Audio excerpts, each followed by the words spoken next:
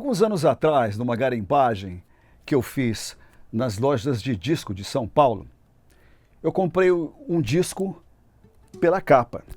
Foi por intuição.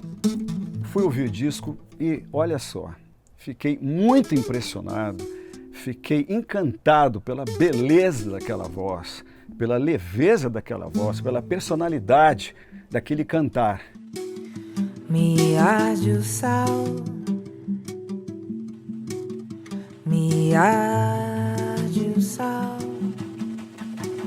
me espalha o sal, me espelho mal. Hoje eu recebo a cantora, compositora e mãe, Lued Luna. Seja muito bem-vinda, querida Lued Luna, ao Canal Brasil e ao Som do Vinil. Obrigada, satisfação imensa. Há muito tempo aí a gente vem tentando esse encontro e que bom que aconteceu. Nós vamos falar da sua trajetória, vamos falar da sua música e do disco desse episódio aqui, Um Corpo no Mundo. O horizonte é todo sal.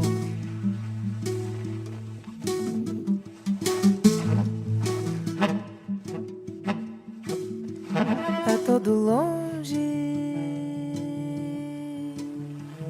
é todo mágoa,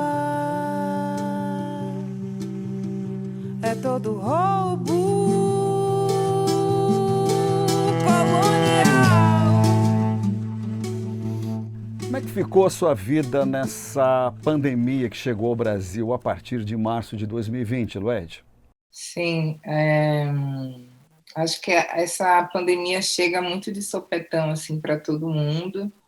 Eu tinha muitos planos para 2020, tinha uma agenda cheia, um disco para lançar, né? Mas mudei a data diversas vezes por conta da pandemia e vinha de um ritmo de trabalho muito forte, assim, né? Com o disco Um Corpo no Mundo. Planejava fazer uma despedida, um show de despedida desse disco que mudou completamente minha trajetória, né? Foi um grande portal na minha carreira. Então, eu vim de Salvador, cantei no Carnaval, terminei de cantar no Carnaval, estava toda enérgica, com todo fôlego, né? E me deparei com essa grande tragédia assim, mundial, né? Que é essa doença, que esse vírus. Então, o início foi super difícil e depois a gente foi entendendo, né, enquanto artista, outras dinâmicas, né, as lives que começaram a aparecer, né. Foi um momento de muita ansiedade e de muita ressignificação mesmo também, né, do que é ser artista, né, de trabalhar como artista, né, porque o show, né, o palco, essa relação mais direta com o público, com o fã, a gente deixou de ter. Então, a gente teve que ressignificar e agora torcendo para que tudo isso acabe e a gente volte a se encontrar, né, porque não é a mesma coisa. Estou com muita saudade do palco mesmo, da gente, né, da banda, dos técnicos, enfim, da vida boa mesmo, né? Tá complicado, assim, mas sigamos.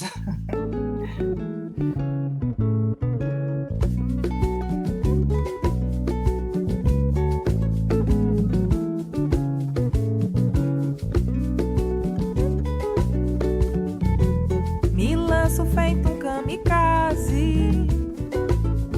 Sou quase qualquer coisa com o seguinte: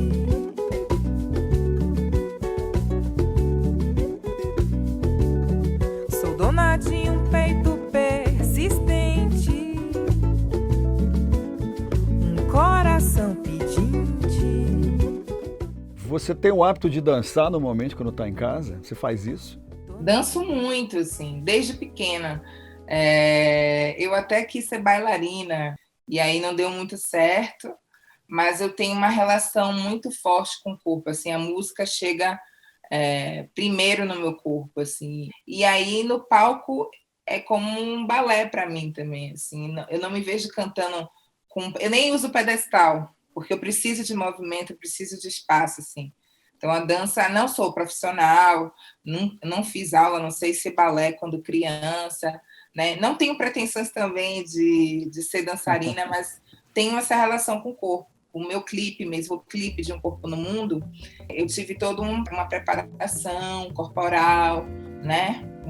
Com a Luciane Ramos, né? Que é uma pesquisadora antropóloga e dançarina, né? Gosto muito de usar também o corpo para cantar, né? Atravessei o mar, sol da América do Sul me guia.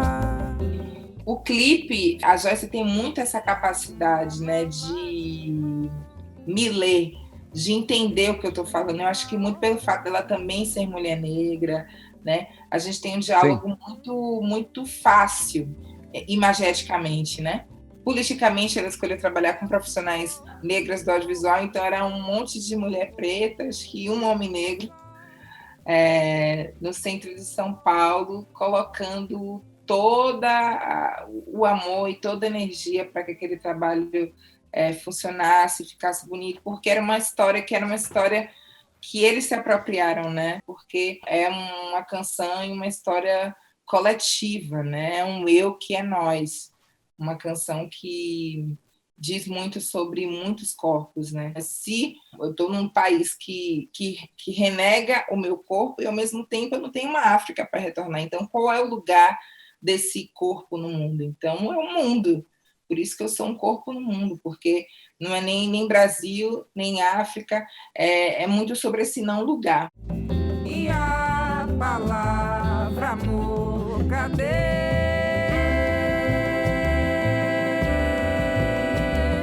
E a palavra amor, cadê?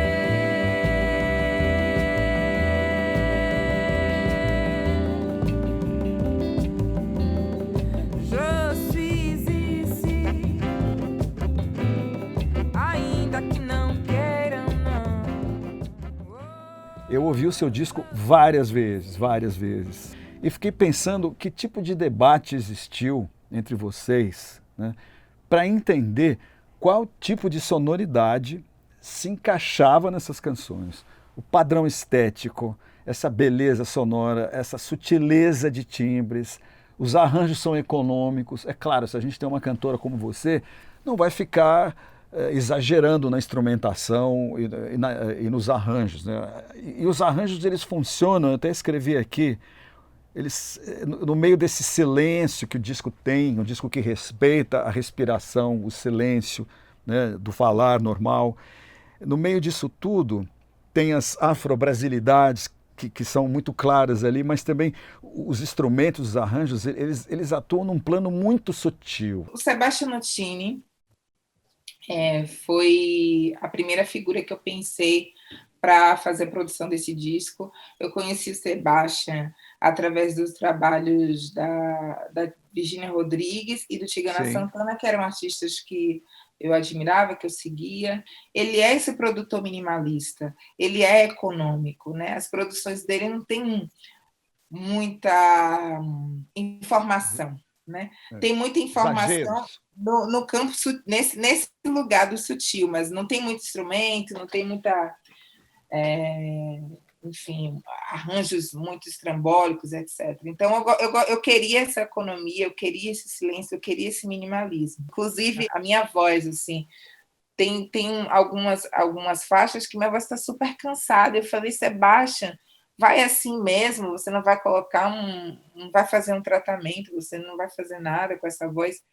Mas era a voz que a interpretação e o sentimento que eu coloquei naquela faixa, naquele momento, valia mais do que ter uma voz super limpa e super bem tratada, entende? Então é um disco muito orgânico, um disco muito leve por conta disso. Que nos sirva de consolo, lâmpadas acesas, catástrofes pessoais. Tem muita atecnia, até Eu não sei nem se isso é bom dizer assim, né, em rede nacional. É sim, claro. A gente vive Mas foi. num mundo que só se pensa nessa parte, às vezes, da produção de um disco, na parte técnica, no Pro Tools, na edição, deixar a edição perfeita, sem nem nada que esteja ali fora do grid, entendeu? E isso, dependendo do trabalho, se busca-se o contrário, que é o seu caso, né? Foi uma escolha estética, né, Sim. de fazer dessa maneira. E de deixar os músicos livres para criar.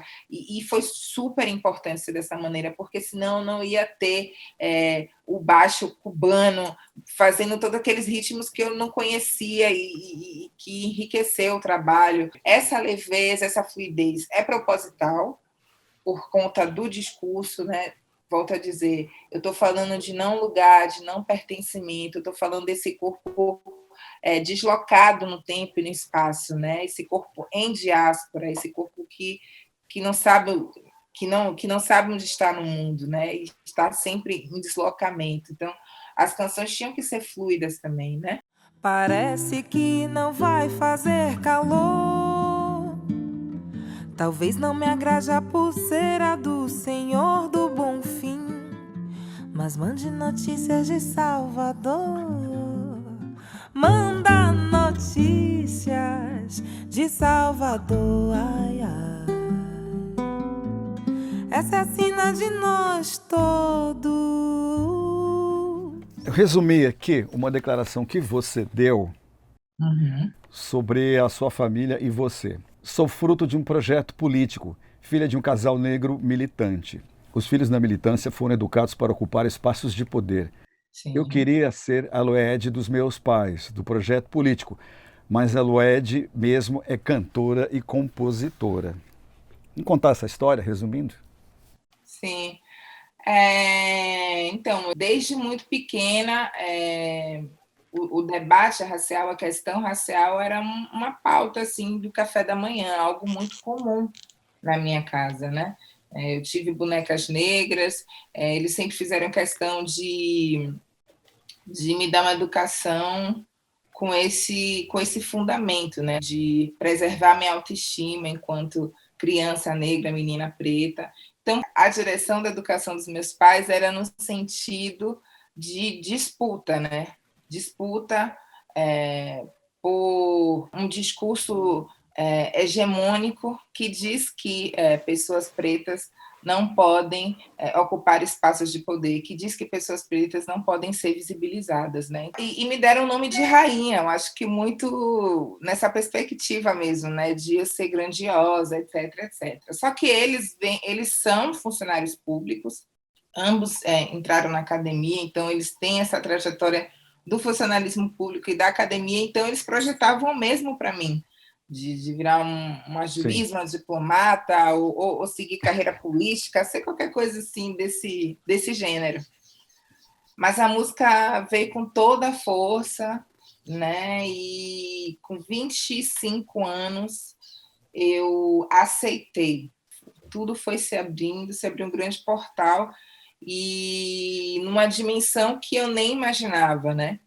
Lógico que vim para São Paulo, saí de Salvador e vim para São Paulo foi determinante para que as coisas acontecessem, e hoje eu me sinto ainda em ascensão, ainda entendendo o que é ser essa cantora e essa compositora preta nesse país, né?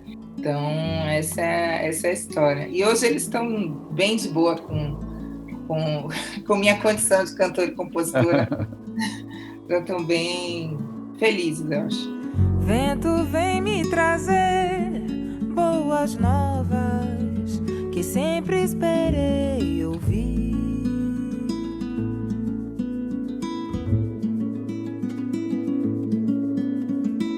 Vento vem me contar os segredos de chuva, raio e trovão.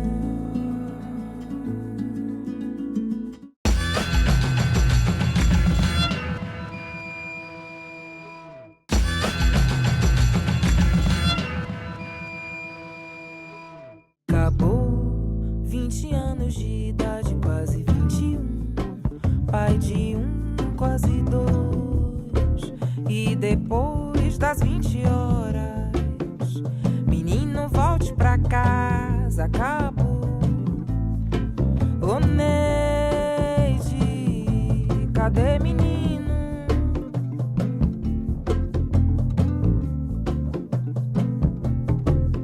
Acabou 15 anos de idade, incompleto 6. Eram só 6 horas da tarde, acabou. Cadê menino? Quem vai pagar a conta? Quem vai contar os corpos? Quem vai catar os carros? Você disse numa entrevista que nascer preto no Brasil é nascer em desvantagem, é já nascer com dívida. O racismo está para além dessa humilhação cotidiana, né, de ser perseguida numa loja quando você entra para comprar um produto. O racismo ele é estruturante no Brasil, né? O racismo impossibilita que pessoas negras tenham mobilidade social e econômica, né? O racismo, mais do que isso, né, de não ter mobilidade, o racismo vai determinar no Brasil quem vai viver e quem vai morrer. A gente não está falando de aparecer na TV, a gente está falando também de aparecer na TV, a gente está falando também de poder reconhecer, né, outras cantoras e compositoras negras. Mas o que a gente está falando, sobretudo, para você ver o nível, né, da seriedade dessa discussão, a gente está falando de garantia de vida. O cidadão está lá dentro de casa, fazendo quarentena, quando pode fazer quarentena, porque, de fato, o trabalhador teve que sair, teve que se expor ao Covid, mas a gente teve o caso, eu não quero falar o caso, porque, olha, até abriu aqui a janela, porque falar de Egum, falar de morte... A gente está num território que a gente não sabe se nossos filhos vão viver, vão ter futuro, né? O que a gente tem que garantir é o nosso futuro, né? Enquanto população, né? Então, a primeira desvantagem é essa: a gente vai existir no futuro porque o projeto de Estado, há mais de 400 anos, é de extermínio. E isso não é muito dito, assim, diretamente, como a gente está conversando agora. Não, isso não é dito. O Brasil é um país que mata pessoas negras e faz isso de propósito. Não, isso não é dito. Não. Mas precisa ser dito, porque sim, as mortes estão aí. O ano de 2020 foi um ano onde a gente contabilizou corpos negros, que é outra coisa que a gente também não discute. O tema do racismo é um tema muito, muito mais complexo e muito mais espinhoso do que a gente imagina. A gente poderia ficar aqui só falando sobre isso, né? E é algo também que se associa muito a minha figura com o tema, a minha figura com o debate, né? Que é algo que não é algo que me, como eu posso dizer, que me dá prazer em falar, em discorrer. É algo muito doloroso, mas o racismo não dorme, o racismo não descansa, né? Então, eu não posso também me furtar em não falar sobre ou negar, debater sobre o tema, apesar de ser cansativo, né? O racismo, eu posso dizer muito tranquilamente que é a grande questão do Brasil e do mundo, o grande câncer, assim, que a gente tem que combater. Oxalá quem guia, oxalá quem te mandou. Tanta volta pra nenhuma resposta, tanta volta pra nenhuma resposta, tanta volta pra nenhuma resposta, tanta volta pra nenhuma resposta, tanta volta pra nenhuma resposta, tanta volta pra nenhuma resposta, tanta volta pra nenhuma resposta. Nenhuma resposta, mas um punhado de folhas sagradas pra me curar, pra me afastar de todo mal. Banho de Folha, parceria sua com a compositora e atriz Emily Lapa. E começa com um ótimo timbre de guitarra, uma ótima introdução aqui de guitarra.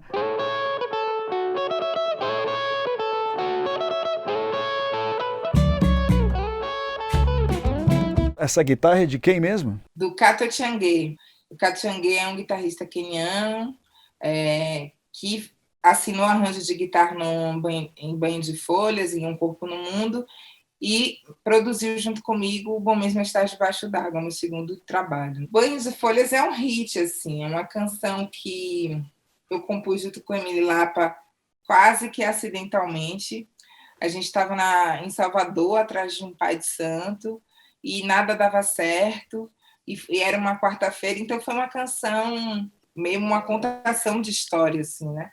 Eu fico muito feliz que a gente tenha conseguido essa projeção com essa canção, que é uma canção que eu falo muito explicitamente de uma religiosidade em específico, que é o candomblé, que é minha religião, né? É uma canção que eu falo muito explicitamente de um Deus, que é um Deus africano, que é Oxalá, né? Onde eu falo de folhas que fazem parte de uma ritualística de uma religião de matriz africana que é constantemente, né, perseguida, marginalizada, desrespeitada, e realmente houve uma perseguição por muitos anos, né, por muito tempo, inclusive na Até lei. hoje, né? Até hoje, a perseguição, Exatamente. infelizmente, Os prossegue e está aumentando, né? Exatamente. Então, eu fico muito feliz que essa canção, que foi feita de modo assim despretensioso numa quarta-feira,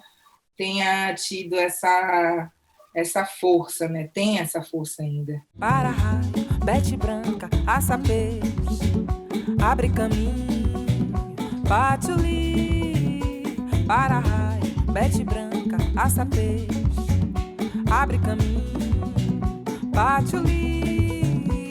Foi. Destacando aqui do teu disco Um Corpo no Mundo, a faixa Saudação Malungo.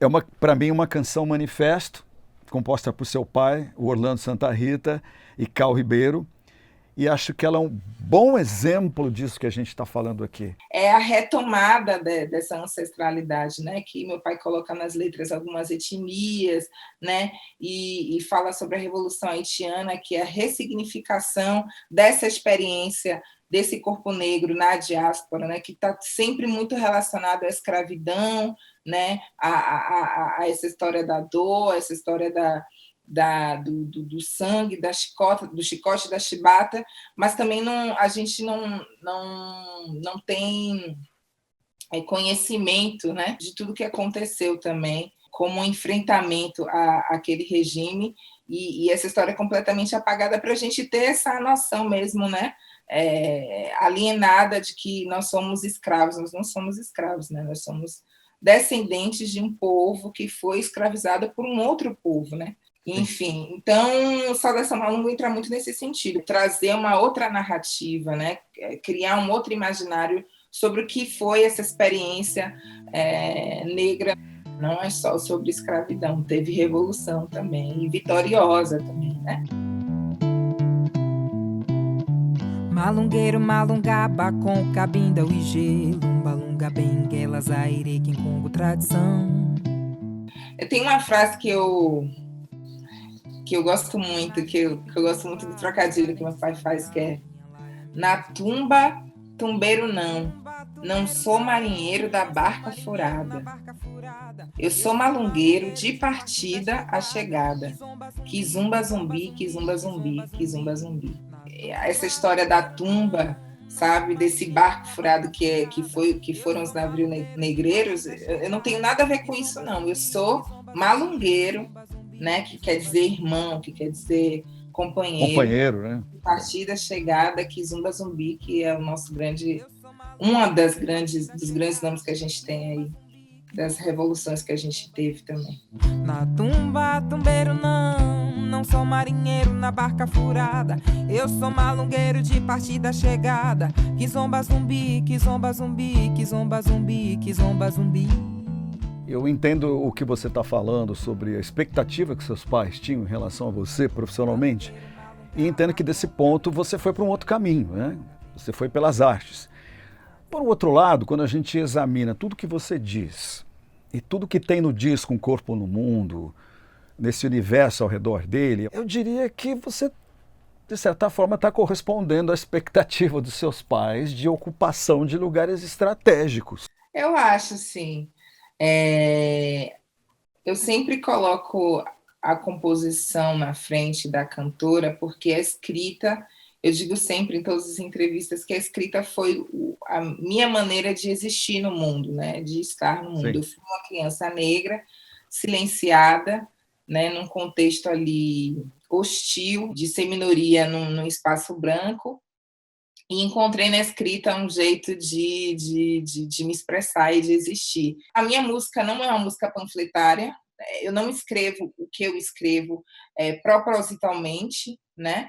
Mas eu sou esse corpo atravessado por essas opressões, como eu tinha dito. Então, isso acaba se expressando na minha escrita, isso acaba se expressando na minha música e afetando o mundo, né? Eu sou uma árvore bonita, eu sou um pé de fruta fé.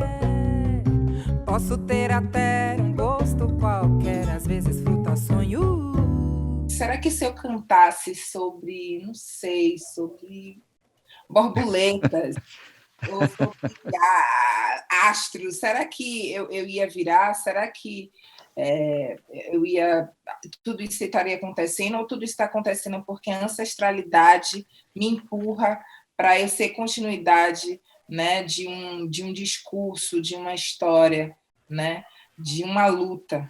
Essa noção me dá muito pé no chão, sabe? Me dá muita humildade, no sentido de saber que eu não estou indo só, né? Que são vários corpos que estão aqui comigo, cantando o que eu estou cantando, fazendo o que eu estou fazendo. Para que te quero asas se eu tenho ventania dentro? Minha queridíssima, muito obrigado por essa magnífica entrevista, por esse disco maravilhoso. E te espero aqui no Som do Vinil, hein? Vou marcar na agenda, apenas. Nos vemos. Muito obrigada, foi um prazer, foi uma honra. Já já a gente se encontra pessoalmente, se os deuses quiserem. Um print. Bom, agora vamos fazer um ping-pong aqui. Ok, um pássaro, meu pai. Um país, Brasil. Um canal, esse. Um botão, inscreva-se. Muito obrigado pela sua presença no nosso programa e para mais vídeos como esse, inscreva-se no canal do Canal Brasil. Clica. Clica, clica, clica, clica. Clica, clica, clica.